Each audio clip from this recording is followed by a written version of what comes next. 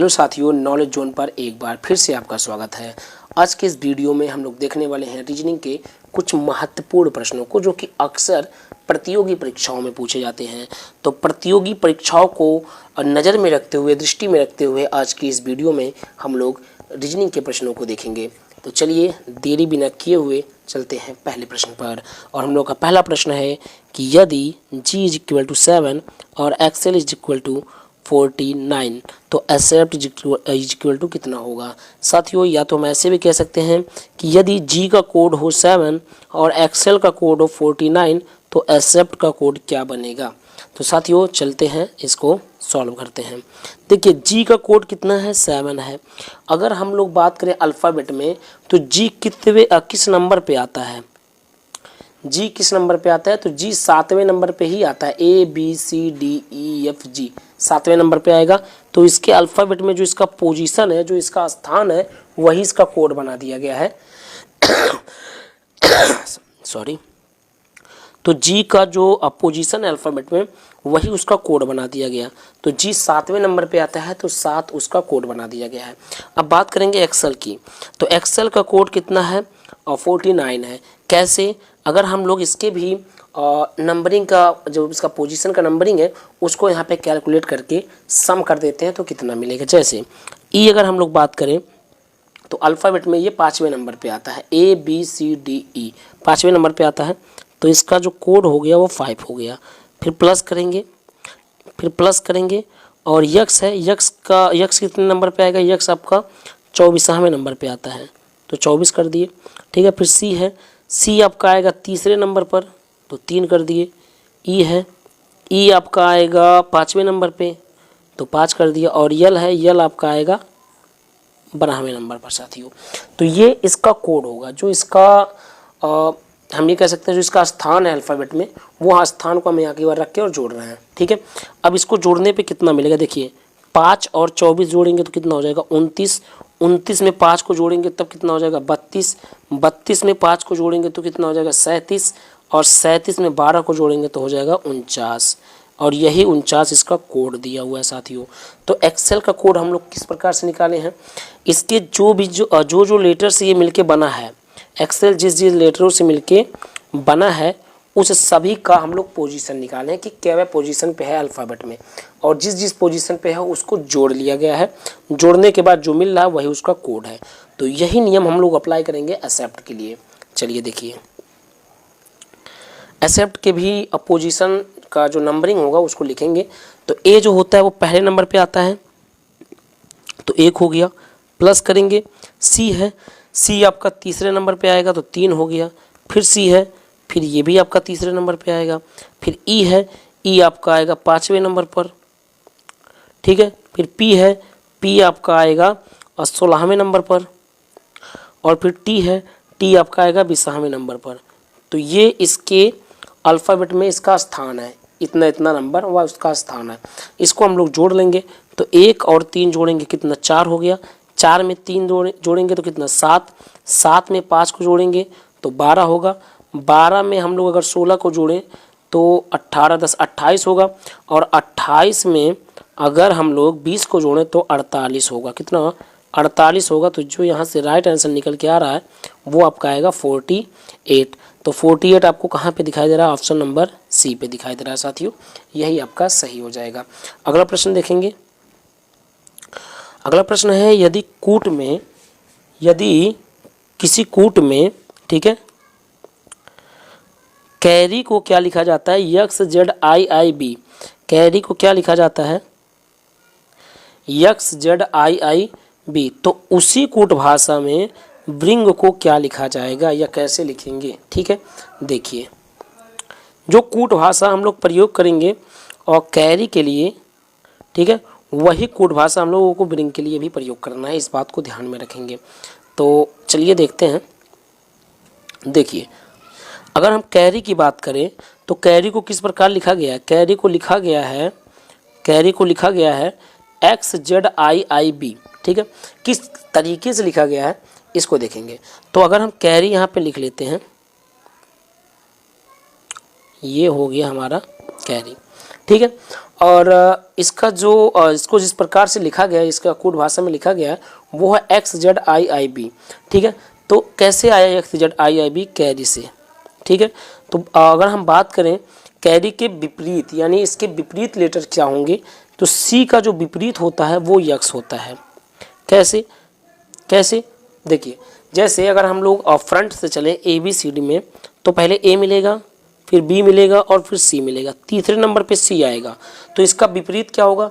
इसका विपरीत हम लोग लास्ट से चलेंगे, तो लास्ट में क्या होता है? जेड, उसके पहले वाई और उसके पहले यक्स। इसका मतलब है 1, 2 और 3, यानी पीछे से तीसरे नंबर पे आपको यक्स मिल रहा है और आगे से तीसरे नंबर पे सी मिल रहा है, इसलिए ये दोनों क्या होंगे? एक दूसरे के उल्टे क्रम में होंगे।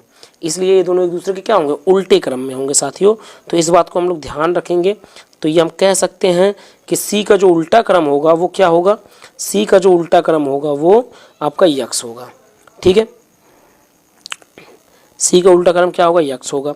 ए का उल्टा क्रम क्या होगा? ए पहले नंबर पे है तो पीछे से पहले नंबर पे क्या आएगा? जेड आएगा, तो यहाँ पे जेड हो गया। ठीक है, आर का क्या होगा? आर का आई होगा। ठीक है ना, आर का क्या होगा? आई होगा। फिर आर है, फिर उसका भी आई होगा। और वाई का क्या होगा? वाई का बी होगा, क्योंकि वाई पीछे से दूसरे स्थान पे होता है और बी आगे से दूसरे स्थान पे होता है। तो इस प्रकार से इसका अगर हम उल्टा क्रम देख लिए, इसके लेटरों का उल्टा क्रम देखेंगे तो हमको मिलेगा XZIIB, जो कि इसी का कूट भाषा है, जो कि उसी का कूट भाषा है। तो वैसे ही हम लोग ब्रिंग को भी लिख लेंगे। तो ब्रिंग के लिए चलेंगे, उसका भी उल्टा वाला लेटर लिख लेंगे जो उसके उल्टे साइड से पड़ेगा। जैसे अब ब्रिंग है तो बी आपको फ्रंट से दूसरे नंबर पे मिलता है, तो इसी प्रकार उल्टे से दूसरे स्थान पे क्या मिलेगा? उल्टे से चलेंगे दूसरे स्थान पे मिलता है वाई, तो वाई हो गया। आर है, आर, ठीक है ना, तो आर का जो उल्टा लेटर होता है वो आपका होता है आई। ठीक है, आर का क्या होता है? आई। ठीक, उसके बाद आई है, आई का क्या हो जाएगा? आर हो जाएगा। एन है, एन का उल्टा क्या होगा? एन का उल्टा होता है एम। ठीक है, और जी है, जी का उल्टा होता है टी, यानी ये मिलेगा YIRMT। तो ये कहाँ पे है? YIRMT ऑप्शन नंबर सी पर है साथियों। ठीक है, ऑप्शन नंबर कहाँ पे? ऑप्शन नंबर सी पर है। ठीक है, चलिए अगला प्रश्न देखेंगे। अगला प्रश्न ये है और इसको आपको बताना है कमेंट में कि इसका राइट आंसर कितना है। एक बार हम थोड़ा सा हिंट कर देंगे। यहाँ लिखा है एक विशेष कोड में, ठीक है ना, न्यूटन को NOTNEW लिखा जाता है। ठीक है ना, तो उसी प्रकार पास्कल को क्या लिखा जाएगा? इसका हिंट हम ये कर देंगे कि जिस प्रकार इसको ये लिखा गया है उसी प्रकार पास्कल को भी लिखा जाएगा। तो आपको थोड़ा थोड़ा इसमें हिंट आपको दिखाई दे रहा होगा। फिलहाल जो भी है अपने दिमाग को यूज करके और कमेंट में बताइएगा कि इसका राइट आंसर क्या है। चलिए अगला प्रश्न देखेंगे। अगला प्रश्न है कि यदि MGE कितने के बराबर हो? 25 के बराबर हो, तो LJF कितने के बराबर होगा? या हम ऐसे भी कह सकते हैं कि यदि MGE का जो कोड है वो 25 है तो LJF का कोड क्या बनेगा? ठीक है, देखिए अगर हम बात करें MGE की तो इसकी नंबरिंग करते हैं। इसका स्थान क्या है अल्फ़ाबेट में? देखिए यम का जो स्थान होता है वो 13 होता है, प्लस कर देंगे, प्लस कर देंगे। ठीक है, उसके बाद जी का स्थान होता है 7, फिर प्लस कर दिए। ई का स्थान होता है इस ई का कितना? 5। ठीक है, इसको जोड़ लेंगे तो 13, 7, 20, 5, 25। जो इसका कोड बनाया गया है, जैसे MGE 25 के बराबर था तो ये यहीं से आ रहा है। जैसे जैसे इसका हम नंबरिंग करके जोड़ दिए तो ये 25 के बराबर आ गया। तो उसी प्रकार LJF का भी नंबरिंग करके जोड़ देंगे। ठीक है, देखिए यल की जो नंबरिंग होती है होता है 12, जे की जो नंबरिंग होती है वो होता है 10, एफ की जो नंबरिंग होती है वो होता है 6। जोड़ दीजिए 12, 10, 22 और 6, 28। यानी जो यहाँ से राइट आंसर निकल के आ रहा है वो 28 होगा, ऑप्शन नंबर फर्स्ट। ठीक है, चलिए अगला प्रश्न देख रहे हैं। तो देखिए इस प्रश्न में कहा जा रहा है कि यदि प्लस जो चिन्ह है वो क्या बन जा रहा है? वो माइनस बन जा रहा है, और जो गुणा है वो आपका भाग बन जाता है, तो इतने का क्या आंसर होगा? ठीक है, प्लस जो है वो क्या बन जा रहा है? प्लस जो कन्वर्ट हो जा रहा है वो माइनस में, और गुणा किस में? भाग में कन्वर्ट हो जा रहा है। तो प्रश्न है 175, फिर क्या प्लस है तो प्लस किस में हो जाएगा? प्लस देखिएगा माइनस में हो जा रहा है। 160, ठीक है। गुणे कितना 50, तो गुणा है तो गुणा किस में जा रहा है, गुणा देखिएगा, गुणा आपका भाग बन रहा है तो यहाँ भागा हो जाएगा कितना 50, और फिर बाद में आपका गुणा करके 10 है तो भागा करके कितना हो जाएगा 10, ठीक है। घटाते हैं यहाँ से, देखिए 100, ये आपका ब्रैकेट है, 175 में से 160 घटा देंगे तो बचेगा 15, ठीक, और भागा कितना, इधर 50 है तो 50, ठीक है, और भागा कितना 10, ठीक है। देखिए अब अगर हम 15 में 50 का भाग करेंगे तो हमको मिलेगा 0.3, ठीक है, कितना मिलेगा 0.3 भागा, और ये 10 तो आपका रहेगा ही रहेगा। फिर जब हम 0.3 में 10 का भाग करेंगे तो मिलेगा 0.03, ठीक है, कितना 0.03, तो यही आपका राइट आंसर होगा, और ये आपको दिखाई दे रहा है ऑप्शन नंबर बी पर, तो बी वाला ऑप्शन आपका सही हो जाएगा। अगला प्रश्न देखेंगे,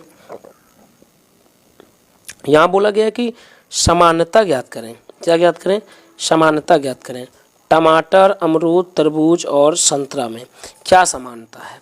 पहला ऑप्शन है ये सभी फल हैं, ये सभी लाल रंग के होते हैं, इनके अंदर बड़े बीज होते हैं, और यह भारत में सभी मौसमों में उगते हैं। एक्चुअली था, ये कट चुका है थोड़ा सा, ठीक है, ये थोड़ा सा कट गया है, ठीक है, ये एक्चुअली पूरा था कि ये भारत में सभी मौसमों में और पाए जाते हैं या उगते हैं।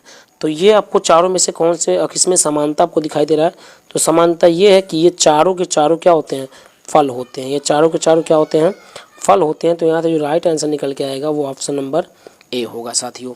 चलिए अगला प्रश्न देखेंगे। अगला प्रश्न है कि यदि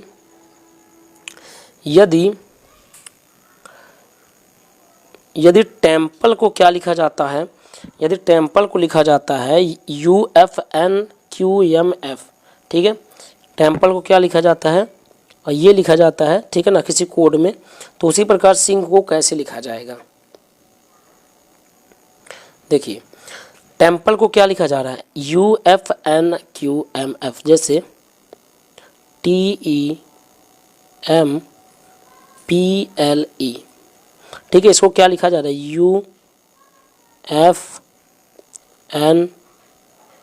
UFNQM और F, यही लिखा जा रहा है। कैसे लिखा गया है, देखिए हम ऐसे भी कह सकते हैं कि T के बाद क्या आता है, T के बाद U आता है, E के बाद F आता है, M के बाद N आता है, P के बाद Q आता है, L के बाद M आता है, E के बाद F आता है। तो जो लिखा गया है, जिस कोड भाषा में लिखा गया है, उसमें सीधे उसके बाद वाले लेटर को लिख दिया गया है। जैसे T है तो T के बाद क्या आता है, U आता है, यहाँ U लिख दिया गया। फिर E है, E के बाद क्या आता है, F आता है, तो यहाँ F लिख दिया गया।